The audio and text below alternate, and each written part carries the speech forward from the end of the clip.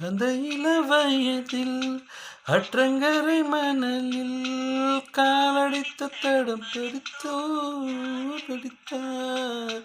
நந்தவன கரையில் நட்டு வைத்த செடியில் முட்டுவிட்ட முதற் பூவை யார் படித்தார்?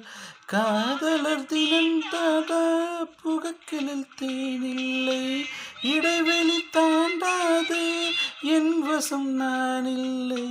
தொட தொட மலர்ந்ததென்ன பூவே, சுட சுட நனைந்ததென்ன.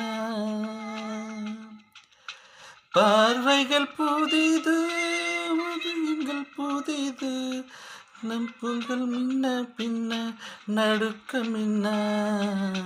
தொட தொட மலர்ந்ததென்ன பூ